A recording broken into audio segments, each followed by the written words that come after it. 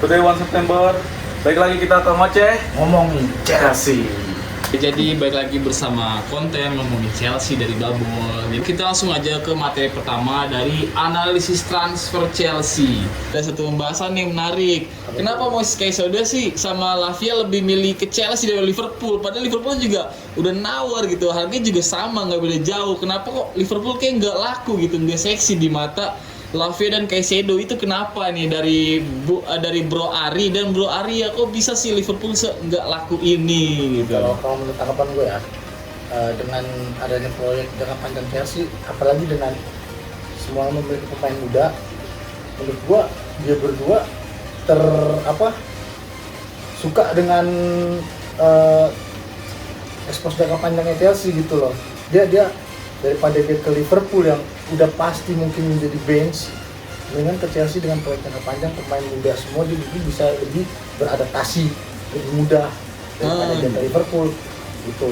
Ya kalau menurut Bro Aris ini kenapa kok Liverpool bisa sapes gitu, nggak bisa dapetin Lavia dan Caicedo gitu? Kalau dari gue, dari sisi gue sih mungkin footballnya cuma display. Dia cuma bisa buat ya udah dengan kayak ya udah ketika owner bilang gue mau bayar tuh Caicedo, ya gue bayar gitu.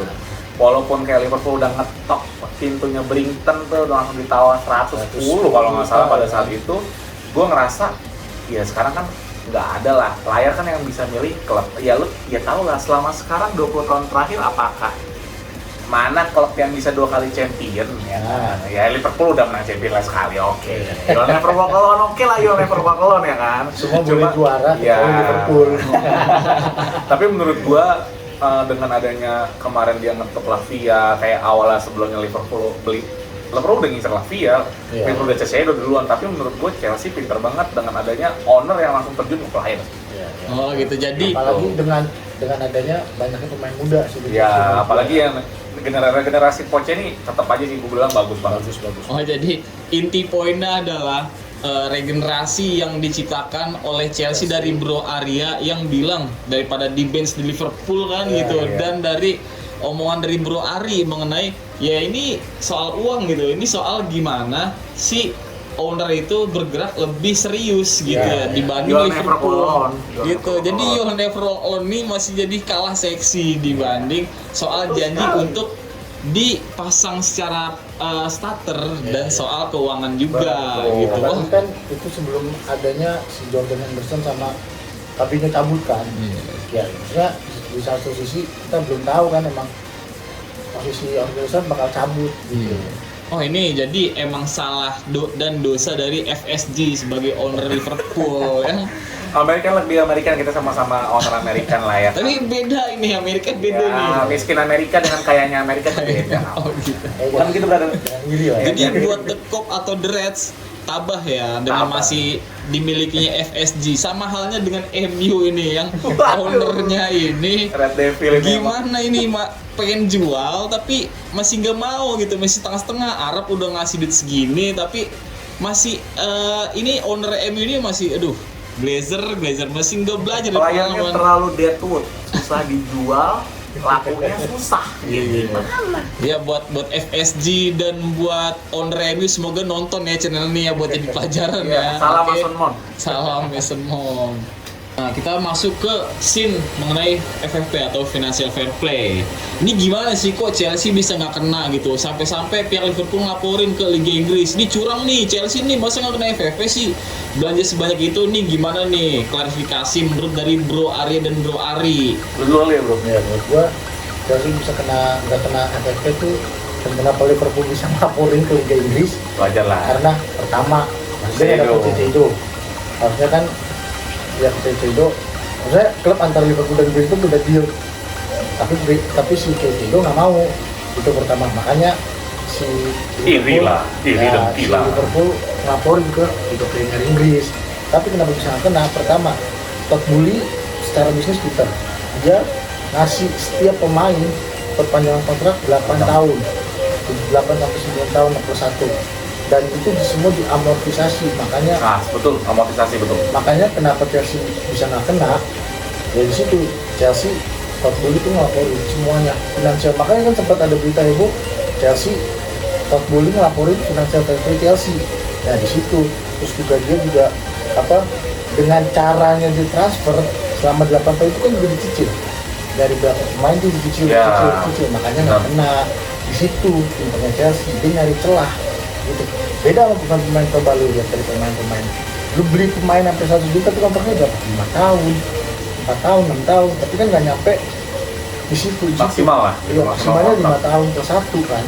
Nah makanya itulah Chelsea aku bisa nggak kena di situ. Kalau dari gue sendiri sih amortisasi itu bener banget yang dibilang sama Bung Arya ini ya. Yang dia bilang Totti sangat ciamik bikin kontrak panjang yang dicicil ya. Gue bilang kan yang dibilang kita nyicil aja lah. Iya. Kayak Barca lah waktu pada saat masa-masa kelam itu. Tapi jangan sampai Decul. ngutang ya. Jangan sampai ngutang lah. Gue bukan decul. Habis itu menurut gue dengan adanya amortisasi ini Chelsea sangat ciamik banget untuk transfer ini. Yang dibilang kita kan tadi balik lagi kita ngomongin transfer yang keluarin juga banyak banget sehingga kalau nggak salah sampai 260 miliar dolar ya itu udah sangat banyak banget. Dan bagi gua pun transfer SPP yang diaduin sama Liverpool itu nggak masuk akal karena bagi gua Chelsea itu baru ngeluarin 100 miliar dolar kalau dihitung sampai sekarang. Dan ya iri aja sih mungkin Liverpool. Lebih ke iri, iri atau penyakit hati ya. Dia nggak dapat Coutinho situ. Mereka Chelsea beli Coutinho kan sampai 115 juta ya mungkin total bisa 140-30 kan dari situ. Berarti buat fans Liverpool adem-adem ayam aja, jangan macem-macem gitu karena Lawan aja. alon-alon asal kelakon. Gitu. Oke fans Liverpool. Gimana buat klarifikasi udah puas semoga fans Liverpool ya, dan buat Klopp dan buat FSG cukup lapang dada. Ini cuma salah sangka aja. Sekarang kita mau ngomongin soal Todd Boehly sebagai pemilik Chelsea. Kita kan tahu ya, dia itu pemilik baru Chelsea. Nah, sekarang yang pengen gue tanya ini ke Bro Ari dan Bro Arya. Ini bakal sampai ke depannya, apakah Chelsea itu bakal lebih baik atau lebih buruk di tangannya Todd Boehly? Mungkin boleh pendapatnya langsung disampaikan. Kalau dari gue sih ya, untuk saat ini gue sangat menghargai banget dengan keputusan semua manajemen Chelsea yang sangat baru ini dengan era Todd Boehly ya. Dengan adanya amortisasi, sport director yang baru, coach yang baru, dan menurut gue sekarang Todd Boehly juga lihat ke depan sih dengan adanya era-era pemain muda ini. Dan bagi gue rasa cukup untuk kita yang selalu apa-apa untuk fans Chelsea yang anggapnya apa-apa roman menurut gue Todd ini sekarang udah jadi penggantian atas ini.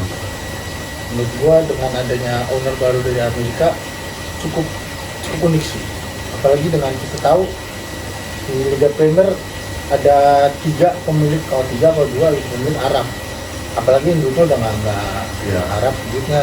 Ya apalagi City lah ya. Nah, itu menurut gua mungkin bisa lebih baik dari Roman karena dengan cara pemikiran Todd Boehly yang spesifik di atas Roman menurut gua, apalagi bisa ngakalin jendela transfer selama 2 musim ini. FPP bisa lewat juga. Nah, coba kita balik ke zaman Roman, berapa kali kena FSP. Mungkin sekarang masuk ke kritik dan saran kali buat Todd Boehly nih. Semoga dia nonton video ini. Gimana sih baiknya Chelsea supaya bisa lebih bangkit gitu. Mungkin ada kritik dan saran dari Bro Ari dan Bro Arya. Saran gua buat Todd Boehly Simpel aja sih. iya, apa lu jangan terlalu ganti banyak rumor dia mau masuk ke bench ruang ganti. Kalau gue jangan terlalu ikut campur urusan pemain dan pelatih, lu cukup pemain dan pelatih aja gitu. Terus sebagai owner udah cukup duduk di VIP nonton, udah gitu aja dukung. Kalau emang si pelatih mau mencari pemain yang menurut dia oke, ya kenapa nggak langsung bayar aja. Hey, Ya Berarti lebih percayain aja ke pemain dan pelatih yang Ya, masih bercampur. kalau dari gue sih ya udah keep it simple aja ya. Todd Boehly ini sebenarnya dia orang pedagang sih, baiknya lah kayak pedagang lah. Dia tahu kapan dijual, kapan harus dibeli. Dan bagi gue saran dan kritiknya, gue kurang lebih sama-sama kayak Bro Arya yang dia bilang jangan terlalu banyak ikut campur soal Chelsea lah. Entah di formasi, entah lu mau guide coach baru apa segala macam, pemain baru, janganlah terlalu tergiur lah. Gue tau lu kaya, jadi udah fuck the shut up lah lu kalau emang lu pengen punya pemain banyak gitu dan lu punya duit banyak. jangan apa ya, jangan terlalu terburu-buru gitu loh. Yes. Kayak kemarin kita lihat tiba-tiba di Graham Potter yang menurut gue kurang Iya, perkolit lah. ya, dengan semahal itu buat Graham Potter yang ujung-ujungnya malah ngancurin. Ya, guru penjas itu emang kurang ajar. Apalagi dengan yang gue dengar kabar dari media, dia dapat saran pelatih Frank Lampard dari salah satu artis luar negeri. Iya, kan? too much sih. Itu emang waktu gua ya, emang sekarang untuk Boli emang harus lah membenahi diri juga. Semoga juga ya gue berharapnya Roman juga datang lah ke Chelsea. Iya, nonton. Bisa ya Nostalgia lah. nostalgia lah. Nah sekarang kita masuk ke scene mengenai perilaku dan performa Mudryk nih. Ini kan Akang Mudryk ini nih. Sekarang lagi aktif-aktifnya di TikTok. Dia dihujat gitu. Balas hujatannya ini kan para followers, dan bahkan nih for your information ikut Justin aja sampai di-block sama Mudryk nih, Akang Mudryk ini. Kok bisa gitu ikut Justin, orang Indo di-block loh, diladenin cuitannya ikut Justin gitu. Kan itu menandakan perilaku yang kayaknya harusnya nggak gitu deh. Dan Masih udah muda. iya masih muda, dan untuk perilaku sendiri itu sampai mempengaruhi performanya gitu. Nah, menurut dari Bro Ari dan Bro Arya, ini gimana nih mengenai perilaku dan performanya Akang Mudryk? Kalau dari gue sendiri ya, Mudryk tuh sebenarnya mungkin agak overrated sih. Iya, iya. Dengan harga yang dibeli dari Shakhtar Donetsk itu, dengan harga segitu sih menurut gua terlalu too much sih. Too much untuk seorang Mudryk. Tapi ya balik lagi ya, bagi gua Mudryk mungkin performa yang sekarang ini memang agak jelek di Premier League, tapi bagi gua pas kemarin pre-season itu bagus banget sih mainnya. Dan bagi Satu gol lagi. iya, 1 gol dan 1 assist tau gua. Dan menurut gua Mudryk jelek banget sih.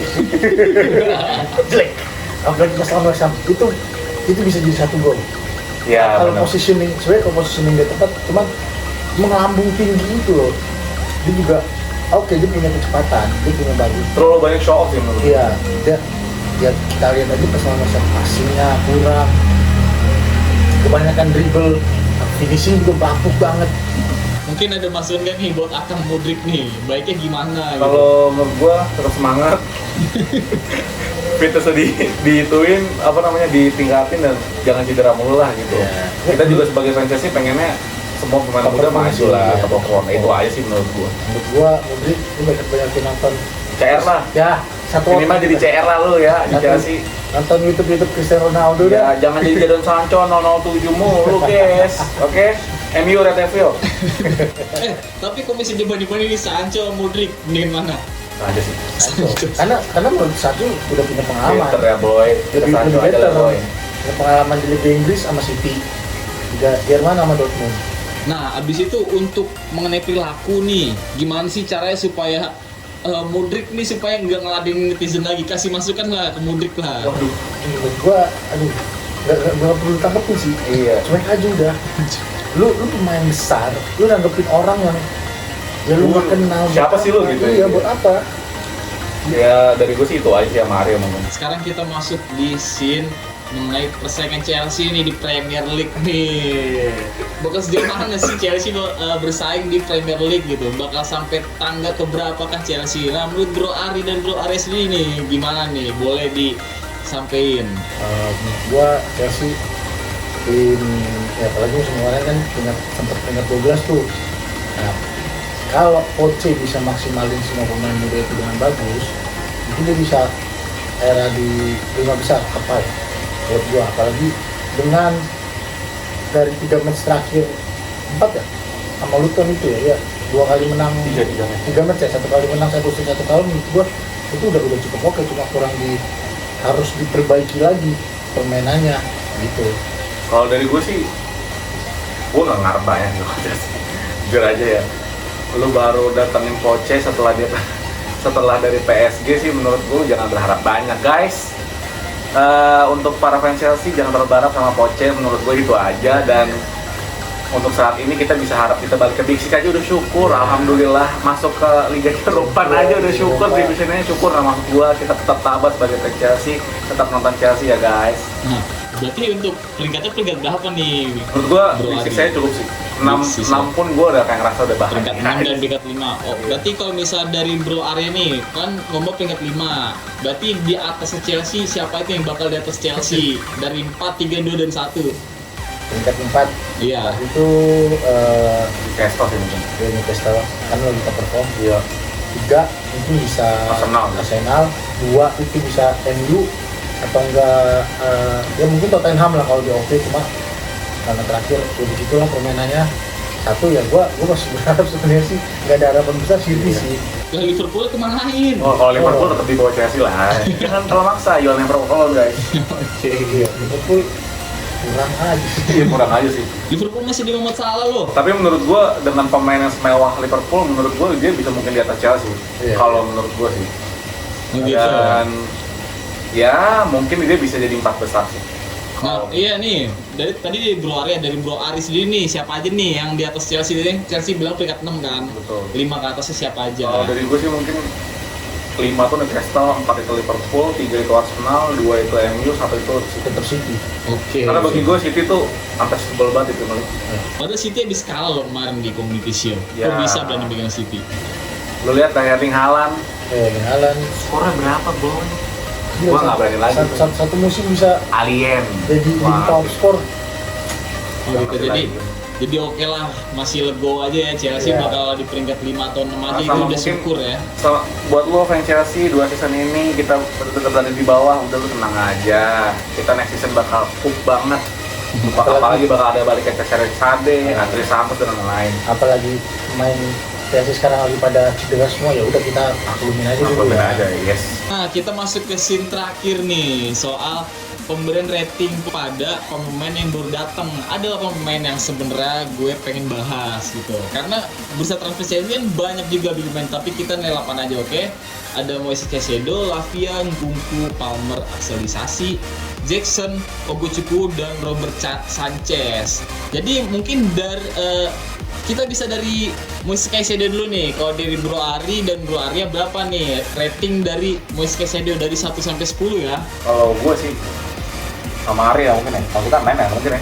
Berapa? 9 lah ya. 9/10. 9 per 10 lah. 9 per 10 Untuk saat ini sih Iya, masih iya. 9 per 10. dengan bikin blunder kemarin besar 9 per 10. 9 per 10 itu karena belum ya yang Ya, tadi kita balik ya. lagi. Mungkin dia masih grogi juga kan. Selama 2 bulan dia belum apa main Pemilihan ya kan play lama match kan kan. belum ada juga. Oh, jadi Preseason nggak ngikut segala macam. untuk B2T ini dan kemarin bikin blunder, masih yakin ratingnya 9 per 10. Gue yakin. Gue yakin sih dengan kemarin dia main lawan Luton segala macam sih menurut gue ya cukup. Oke deh kalau gitu, nggak apa. Ini opini mereka ya netizen, jadi kita terima aja.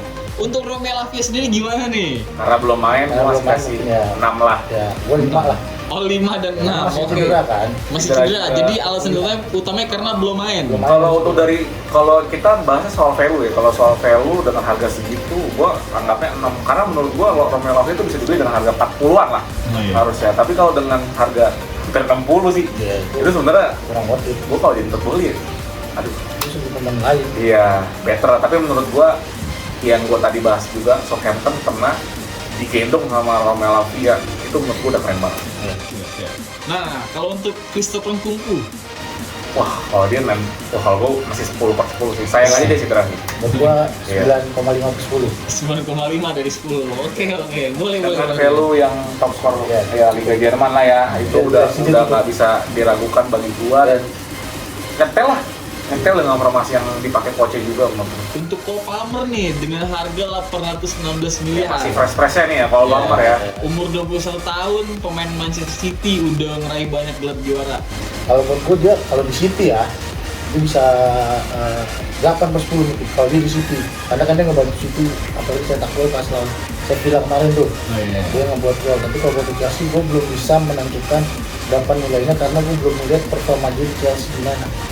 Gitu. Tapi kan di sini kita menilai bukan secara permainan gitu, lebih ke dari harga dan sesuai dengan kebutuhan tim gitu. Nah, jadi kita meraba-raba aja gitu. Dari 816 miliar mendapatkan Cole Palmer, ini dapat rating berapa menurut Bro Ari dan Bro Ari? Kalau dari gue sih ya mungkin rating 8 cukup sih, karena dengan yang gue bilang tadi, walaupun agak dia banget di bench banget sih, tapi emang Chelsea sekarang lagi butuh banget kreatif, ya midfielder lah. Yang di sebenarnya dia second striker sebenarnya, bisa second striker, bisa second striker juga. Dan bagi gue sekarang kalau Palmer cukup lah gitu. Oke, sekarang masuk ke aktualisasi. Gimana nih? Rating berapa dengan harga 782 miliar? Menurut transfermarket.com ya.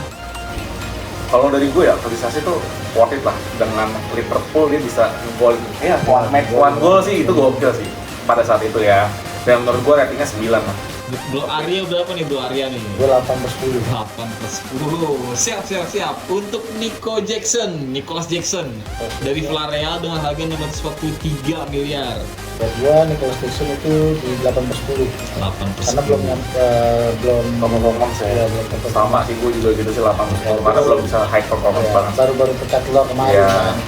Dan Asisnya banyak sih tapi. untuk Leslie Ogochukwu, pemain Rennes 469 miliar. Cukup mahal dibelinya sih, benar nggak sih?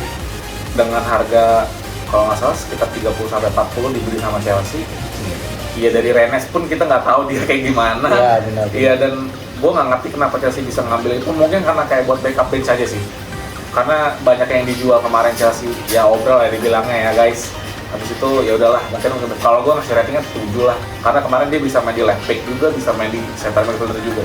Oke, buat Bro Arya berapa? 6 lah, 6/10. Nah, yang terakhir nih, untuk kiper utama Robert Sanchez. Robert Sanchez buat gua, karena dia di Inter itu setahu gua dia kiper lapis kedua ya di Inter.